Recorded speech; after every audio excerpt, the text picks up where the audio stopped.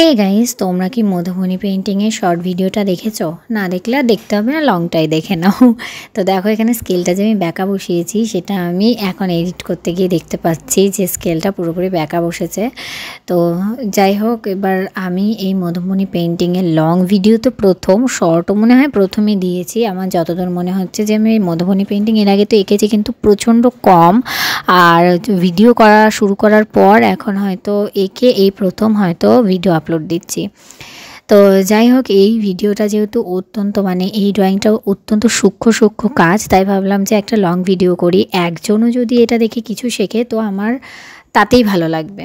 দেখো প্রথমে আমি পেন্সিল দিয়ে এঁকে নিয়েছিলাম যাতে কোনো রকম ভুল না হয়, আর পেন্সিল দিয়ে আঁকাটা আমি হালকা করে মুছে নিয়েছি। তার উপর দিয়ে তোমরা জেল পেনও ইউজ করতে পারো। আমি এখানে আর্ট লাইন বা মাইক্রন এই দুটোই ইউজ করেছি, কারণ দুটোরই একটু একটু করে কালি শুকিয়ে গেছে, কিনতে হবে।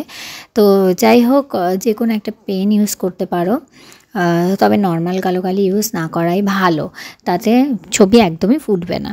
তো যাই হোক, তারপর এটাকে কালার করার জন্য আমি ব্রাশ পেন ইউজ করেছি। আমি শর্টসেও বলেছি, আমি এখানেও বলছি যে ব্রাশ পেন দিয়ে মান্ডালা বা এইসব মধুবনী আর্টের ছোটো ছোটো কাজ করা কিন্তু খুবই স্যাটিসফাইং, কারণ তুলিতে রং কিন্তু বেরিয়ে যাওয়ার সম্ভাবনা অনেকটা বেশি থাকে, যেটা ব্রাশ পেনে থাকে না।